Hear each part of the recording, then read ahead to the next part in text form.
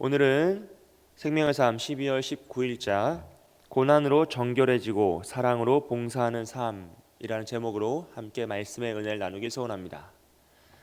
오늘 말씀은 6절에 난해 구절이 있지만 그럼에도 문단의 구조가 아주 심오하거나 복잡하지 않고 오히려 굉장히 단순한 구조를 가지고 있습니다. 1절부터 6절 말씀은 고난을 통해 정결해지는 성도의 삶을 나타내고 있고 7절부터 11절까지 말씀은 그 고난을 통해 정결해진 성도의 삶이 어떠한 것인지 그 온전한 신앙인 성도의 삶을 가르치고 있습니다. 특별히 베드로 전서의 수신자가 지금 당장 고난당하고 있는 소아시아 교회의 성도들이란 점을 고려했을 때 오늘 말씀은 그들이 당하고 있는 이 고난이란 것이 정말로 인생에서 무가치하고 무익한 것이 아니라 그 고난에 잠식당하지 않고 믿음을 지켰을 때 그 믿음이 그들을 성숙하게 하고 그들의 삶을 정결하게 한다라는 것을 가르치고 있습니다. 그리고 이 말씀을 오늘 우리의 삶에 동일하게 적용해 보면 오늘 우리가 당하고 있는 이 고난과 삶의 어려움이란 것이 당장에는 너무나 힘이 들고 정말로 우리의 삶을 끝낼 것처럼 아픔을 주고 고통스럽지만 그 모든 고난이 무익한 것이 아니라 그 고난을 믿음으로 이겨내었을 때 우리의 삶은 더욱더 성숙하게 되고 우리의 믿음은 훨씬 더 정결해지며 이 세상과 구별된 거룩한 믿음을 갖게 된다라는 것을 가르치고 있습니다.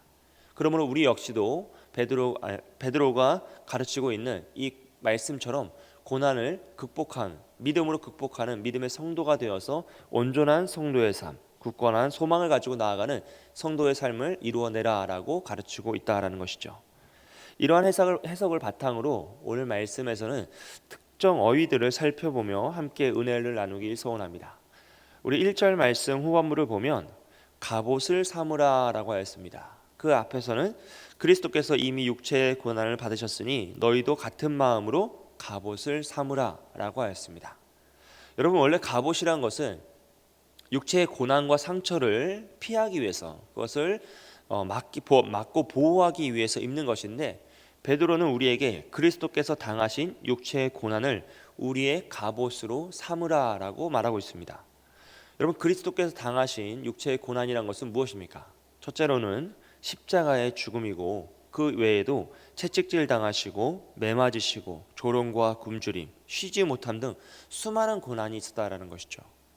베드로는 지금 이 모든 것을 피하기 위해 갑옷을 입는 것이 아니라 우리가 이 모든 것을 우리의 갑옷으로 삼아서 지금 우리가 당하고 있는 고난을 피하지 말고 온전히 믿음으로 맞서라라고 가르친다는 것입니다.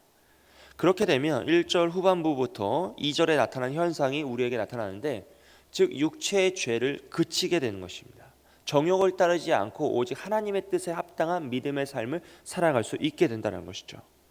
베드로는 우리가 당하는 육체의 고난이 우리의 죄를 그치게 하여 정욕을 따르지 않고 하나님의 뜻을 따라 살게 한다라고 강조하고 있습니다. 이 주장과 동일 선상에 있는 말씀은 바로 잠언 20장 30절의 말씀입니다. 상하게 때리는 것이 악을 없이 하나니 매는 사람 속에 깊이 들어가느니라 라는 말씀이죠. 즉 자녀들이 악한 행동을 하였을 때 그들을 때려서라도 그 죄의 길에서 벗어나게 해야 한다라는 잠언의 말씀입니다. 저는 저 역시 이 말씀에 많은 부분 공감을 합니다. 하지만 육체의 고난을 당한다고 하여서 모든 사람이 죄의 길을 벗어나는 것은 아님을 우리는 모두 알고 있습니다.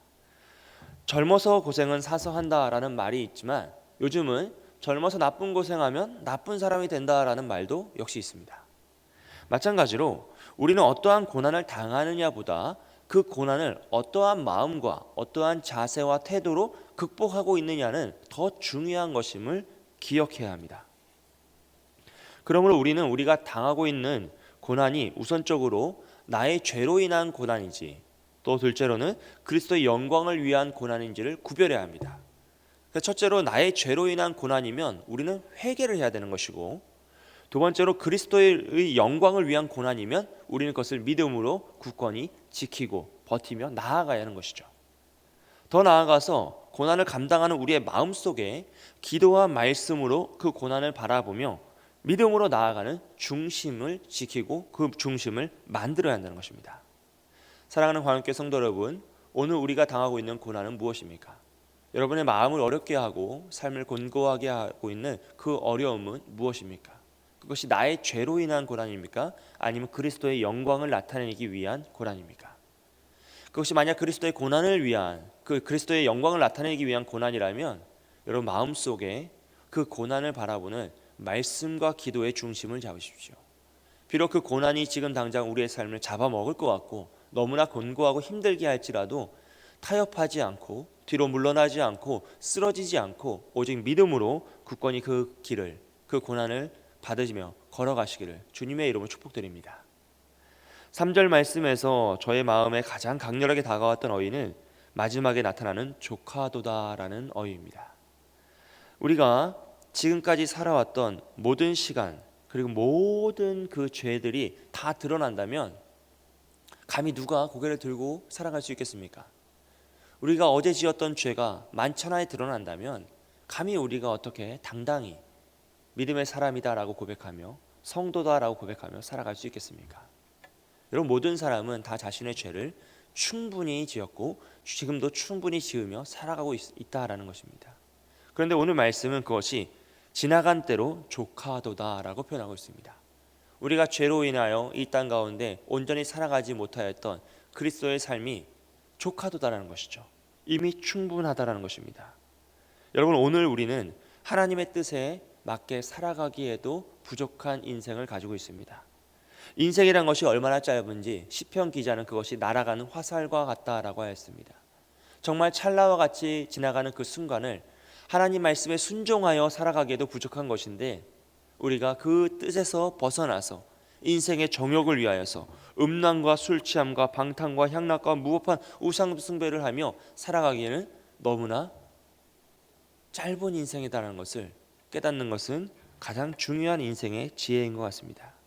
여러분 말씀에 순종하며 살기에도 인생은 너무나 짧습니다.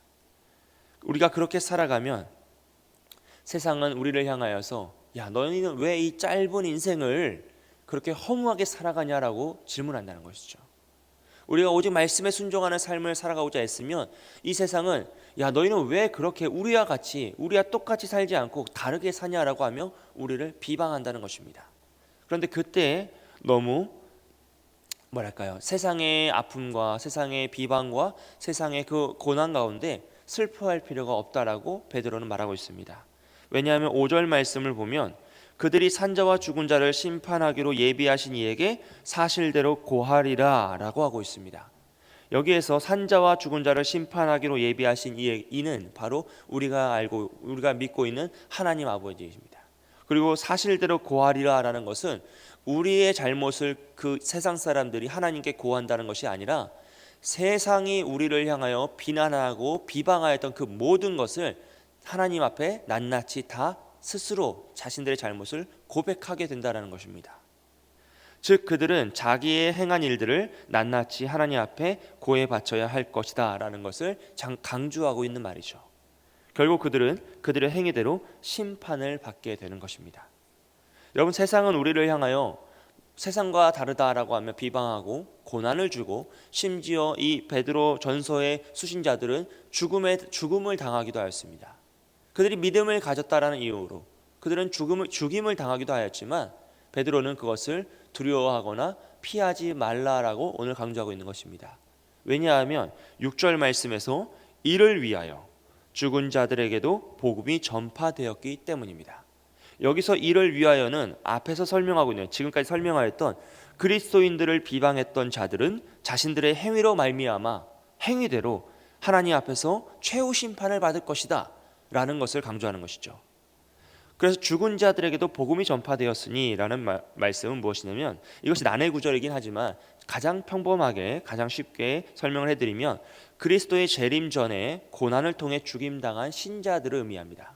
여기서 죽은 자들은 그런 자들이죠. 하지만 그들에게도 복음이 전파되었다라고 하고 있습니다. 즉 재림 전에 죽으면 어떻게 되느냐라는 것이 그 시대에 굉장히 큰 화두였어요. 재림은 곧 올 것인데 예수님 다시 오시기 전에 우리가 고난을 받아 죽어버리면 우리의 믿음이 무엇이냐, 무슨 의미가 있겠느냐라는 것이었습니다. 그런데 베드로는 그들을 향하여 뭐라고 합니까? 이는 육체로는 사람의 심판을 받으나 죽음을 얻으나 영으로는 하나님을 따라 살게 된다라는 것을 강조하고 있습니다. 즉 1절부터 6절까지의 말씀을 쭉 연결해서 보면 고난을 당하는 믿음의 성도들이 많은 상황이죠. 하지만 그 가운데 모두가 다 고난 가운데 무너지는 것이 아니라 믿음을 가지고 그 고난을 이겨내는 진짜 성도들이 있었습니다. 세상은 그들을 향하여 비방하고 곤란하게 하고 그들을 환난 가운데 빠뜨리고 심지어 그들의 목숨을 빼앗기도 하였습니다. 하지만 그럼에도 불구하고 베드로는 그 믿음의 성도들을 향하여서 두려워하지 말고 떨지 말라고 하고 있습니다. 왜냐하면 세상은 그들의 행위대로 하나님 앞에 심판을 받을 것이지만 믿음을 가지고 먼저 죽은 자들은 그 영혼의 하나님과 함께 살아가기 때문에 그들은 비록 육체의 죽음을 얻었으나 그들의 영혼은 하나님과 함께 사는 영생을 얻었다라는 것을 설명하고 있는 것입니다. 그러므로 성도는 고난 가운데 쓰러지거나 잠식당하거나 타협하는 것이 아니라 오직 믿음으로 그 고난을 이겨내라라고 베드로는 오늘 아침 가르치고 있는 것입니다. 그리고 그들이 그 온전한 성도의 삶을 살아가는 모습이 바로 7절부터 11절까지의 말씀입니다. 7절부터 11절까지의 말씀은 너무나 그냥 읽기만 하여도 충분히 이해가 될 만큼 쉬운 말씀입니다. 정신을 차리고 근신하여 기도하라. 스스로 해야 할 일을 강조하고 있습니다. 뜨겁게 서로 사랑하라. 가까운 이웃과 믿음의 성도들이 해야 할 일을 가르칩니다. 대접하기를 원망 없이 하고라고 합니다. 확장된 이웃의 개념으로 많은 사람, 모든 사람에게 선을 행하라고 하고 있습니다. 각각 받은 은사대로 선한 청지기 같이 봉사하라고 하고 있습니다. 믿음의 온전한 삶을 어떻게 살아가야 하는지 가르칩니다. 말을 하려면 하나님 말씀을 하는 것 같이 하고, 봉사하려면 하나님이 공급하시는 힘으로 하는 것 같이 하고, 범사에 하나님이 영광을 받으시게 행동하라라고 강조하고 있습니다. 여러분, 그런데 이 모든 삶이 마치 고난이 없이 행복하고 평안한 가운데 이루어지는 것처럼 말을 하고 있지만 지금 베드로는 심지어 너무나 큰 고난을 당하고 있고 심지어 고난으로 인해 목숨을 잃고 있는 소아시아 교회의 성도들을 향하여 외치고 있는 것이란 것입니다. 이것이 바로 고난 가운데 잠식당하지 않고 쓰러지지 않고 타협하지 않는 온전한 믿음의 성도의 삶입니다. 마치 고난이 없는 것처럼 그 고난을 넉넉히 이겨낸 후에 스스로 해야 할 일을 다하고 가까운 이웃을 서로 뜨겁게 사랑하고 많은 이들을 대접하며 성도 안에서 교제하고 온전히 교회를 세워나가는 믿음의 선한 청지기의 삶을 살아가는 것입니다. 사랑하는 관용교회 성도 여러분, 코로나로 인해 우리는 고난을 당하고 있습니다. 마음의 어려움도 당하고 있고 경제적인 고통도 당하고 있고 참 근심과 걱정이 많아지는 시기입니다. 하지만 바라기는 이 코로나라는 어려움이 또 우리 각자의 가정에 있는 그 어려움이 우리를 잡아먹지 못하기를 소원합니다. 우리가 그 고난 가운데 잠식당하지 않기를 소원합니다. 오직 베드로전서의 말씀처럼 믿음으로 그 고난을 이겨내시길 축복합니다. 그리고 그 고난을 넉넉히 이겨내어 정말로 온전한 성도의 삶, 많은 이들에게 이 고난 가운데 당신은 어떻게 웃으며 그렇게 배려하며 사랑할 수 있느냐라는 질문을 받을 수 있는 그러한 믿음의 멋진 삶을 살아가시기를 주님의 이름으로 축복드립니다. 그러한 삶을 살아가서 많은 이들에게 선한 영향을 끼치시는 저와 여러분이 되시길 예수님의 이름으로 축복드립니다. 함께 기도하겠습니다.